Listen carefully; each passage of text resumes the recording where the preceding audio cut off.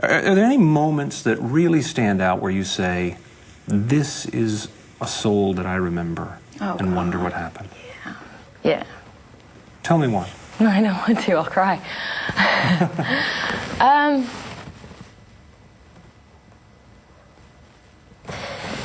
There are so many. There's a kid, my first trip, I met a kid at a transit center who had a gunshot wound, and he was, somehow they decided that he wasn't an emergency because there were so few hospital facilities that he was just put back in the camp.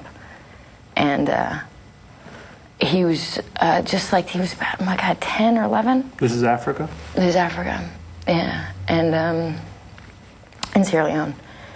And he just, I can't explain it. He was a healthy kid about a year before that. He'd gotten shot, and then he started to lose the ability to move his legs. And so he was moving them with his hands. And but it was just that everybody would come running to see what they could do, and everybody was talking about this new kid that had arrived in the transit center and what to do. And I don't want to talk about it.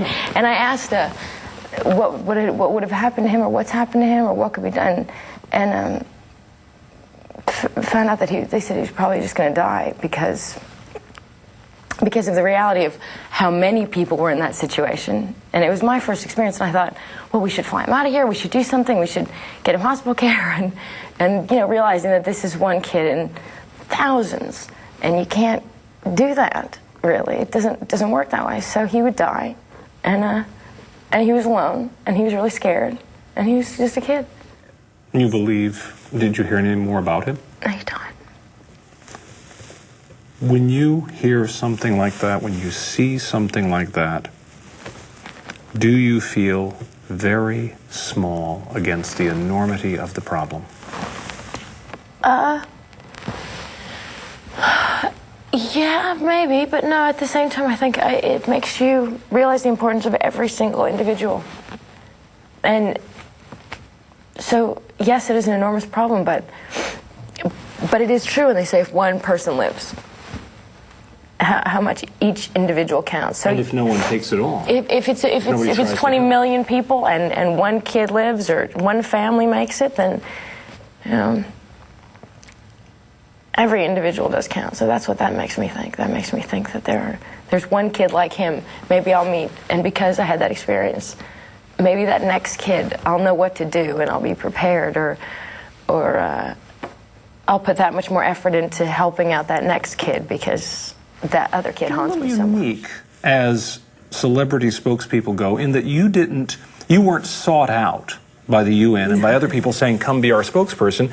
You took it upon yourself to learn about this, and then you contacted them. How did that come about? I traveled to Cambodia a few years ago for a film, and when I went there, I realized that Tomb Raider film, for Tomb Raider, Croft, yeah, very popular film. Yeah, but I went there and was shocked. I hadn't learned about the history of that country. I didn't know that there were countries that had landmines like that. What a refugee was, how many people had been displaced there. So I suddenly realized that there must be so much more that I didn't know. And UNHCR today works in over 120 countries. That's 120 countries. That's a phenomenal number. That's the amount of people crossing borders and the amount of countries where there is war or fear of persecution or human rights. I mean, that's the world we live in. There's a lot of things going on that. So I wanted to learn, and once I started to learn, I wanted to see and get out into the field, because that was the best way I thought I could understand. So I called Washington. I think they thought I was insane. Do they believe? Let me ask you something. Do people believe it's you? You call up. I mean, you're a big name, and you call up and say, "I want to go find out more about refugees." I was very, very nervous to call, because these are people in Washington, people in humanitarian aid. These are people that dedicate their lives to global issues, or just their neighbor next door, but to helping. That's what they do with their life. And yet they welcomed you in. I'm an actor, so I called. I was nervous. And yet they welcomed you in, and in fairly short order, you found yourself visiting Sierra Leone. Yeah, within 3 weeks. So many places, Namibia, all the places you've been. Yeah. You traveled many places essentially by yourself, with maybe somebody from the UN with you. You were in circumstances where you slept, you still do to this day, you sleep where the other people sleep. You do what they do. You pay for it yourself. Of course, and I wouldn't have it any other way. I'd be ashamed to feel I'd have certain needs for myself with everybody else going without it. I can't imagine. I mean, you have pledged personally millions of your own dollars for this. Yeah. That's something that...